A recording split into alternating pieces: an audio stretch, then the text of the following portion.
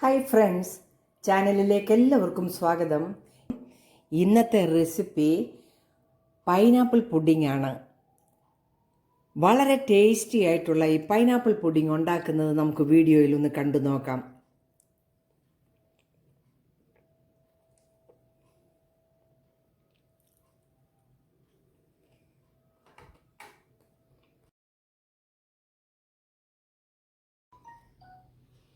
Pineapple pudding ഉണ്ടാക്കുന്നത് ഞാൻ 2 cup pineapple ചെറുതായിട്ട് അരിഞ്ഞ് അതിൻ്റെ മുള്ളുമെല്ലാം കളയണം, അല്ലേ കഴിക്കും.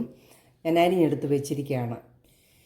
ഈ അരിഞ്ഞെടുത്ത പൈനാപ്പിൾ ഒരു മിക്സിയുടെ ജാറിലേക്ക് ഇട്ട് കൊടുക്കുക. ഇതിലേക്ക് 1/2 കപ്പ് കസ്റ്റേർഡ് പൗഡറും കൂടി ഇട്ട് നല്ലതുപോലെ അടിച്ചെടുക്കുക. ആ പൈനാപ്പിളും കസ്റ്റേർഡും കൂടെ നല്ലതായിട്ട് അടിച്ചെടുത്തു. ഇത് നമുക്ക് ഒരു പാനിലേക്ക് ഒഴിച്ചു കൊടുക്കാം. ഈ അടിച്ചെടുത്ത പൈനാപ്പിളിലേക്ക് നമുക്കൊരു 3/4 കപ്പ് പഞ്ചസാരയും കൂടെ ഇട്ട് അടുപ്പിൽ വെച്ച് നല്ലതുപോലെ ഇത് കുറുക്കി തിക്കായിട്ടെടുക്കാം. ചെറിയ ഫ്ലെയിമിൽ വേണം ഇത് കുറുക്കിയെടുക്കാനായിട്ട്.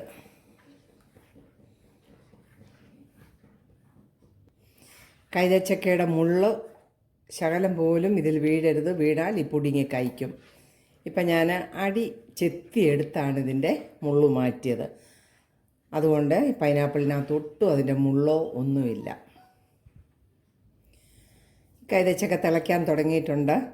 നമുക്കൊരു ജാം പരുവം പോലെ ഒന്ന് കുറുകി കിട്ടണം. ഓക്കെ, ഈ പരുവത്തിൽ കുറുകി വരണം. നമുക്ക് ഫ്ലെയിം ഓഫ് ചെയ്ത് കൊടുക്കാം. നമുക്കിത് തണുക്കാനായിട്ട് മാറ്റി വെക്കാം. ഒരു കപ്പിലേക്ക് 1/2 കപ്പ് പാലെടുക്കുക. നമ്മൾ 2 ടൈപ്പ് ബിസ്ക്കറ്റ് എടുത്തിട്ടുണ്ട്. ഈ ബിസ്ക്കറ്റ് പാലിനകത്ത് മുക്കി നമുക്ക് ഈ ട്രേയിൽ ലെയറായിട്ട് വെക്കാം.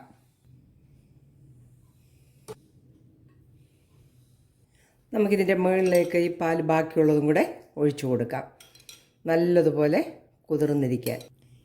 ഇതിൻ്റെ മുകളിലേക്ക് കുറച്ച് ആൽമണ്ട് പൊടിച്ചതും കൂടെ ഇട്ട് കൊടുക്കാം.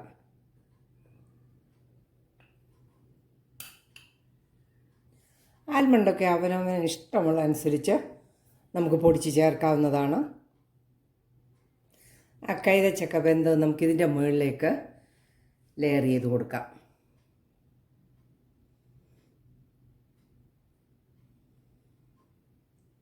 പൈനാപ്പിൾ നമ്മൾ ലെയർ ചെയ്തു. നമുക്കിത് ഫ്രിഡ്ജിൽ വെച്ചൊന്ന് തണുപ്പിച്ചെടുക്കാം. 1/2 മണിക്കൂർ 3/4 മണിക്കൂർ തണുപ്പിച്ചാൽ മതി. ഫ്രീസറിൽ വെച്ചാലും കുഴപ്പമില്ല. വേറൊരു പാത്രത്തിൽ ഒരു 1.5 കപ്പ് വിപ്പിംഗ് ക്രീം ഒഴിച്ചു കൊടുക്കുക. ഒരു ഇലക്ട്രിക് ബീറ്റർ വെച്ച് ഈ വിപ്പിംഗ് ക്രീം ഫ്ലഫി ആകുന്നിടം വരെ അടിക്കുക.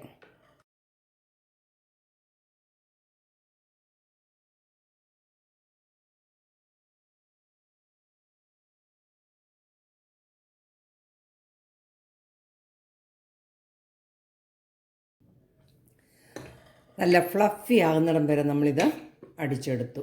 ഈ പരുവത്തിൽ നമ്മളിത് എടുക്കേണ്ടത്. പൈനാപ്പിൾ സെറ്റ് ചെയ്തോ നോക്കാം. പൈനാപ്പിൾ നല്ല തണുത്ത് ഒരു 30-45 മിനിറ്റിനിടയ്ക്കായിട്ടുണ്ട്. നമുക്കിതിലേക്ക് വിപ്പിംഗ് ക്രീം വെച്ച് കൊടുക്കാം.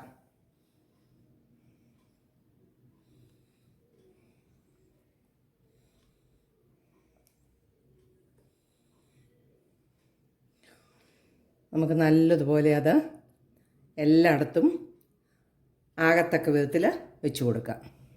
എല്ലായിടത്തും ഒരുപോലെ ആക്കി കൊടുക്കാം. വിപ്പിംഗ് ക്രീം എല്ലായിടത്തും ലെയറായിട്ട് ഒരുപോലെ വെച്ച് കൊടുത്തു. ഇതിൻ്റെ മുകളിലേക്ക് നമുക്ക് ഓരോ പൈനാപ്പിൾ കഷ്ണം വെച്ച് കൊടുക്കാം.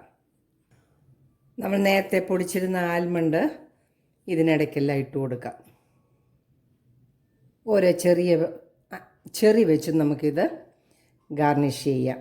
പൈനാപ്പിൾ പുഡിങ് ഗാർണിഷ് ചെയ്ത് വെച്ചിരിക്കുകയാണ്. നമുക്കിത് കട്ട് ചെയ്യുകയും കൂടെ ചെയ്യാം.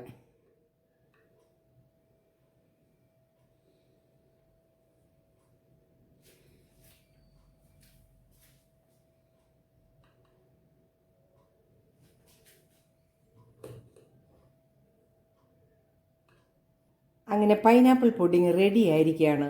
എൻ്റെ റെസിപ്പി ഇഷ്ടമായ ലൈക്ക് ചെയ്യാൻ മറക്കല്ലേ. വീണ്ടും നല്ല വീഡിയോയുമായിട്ട് വരുന്നത് വരെ ബായ്.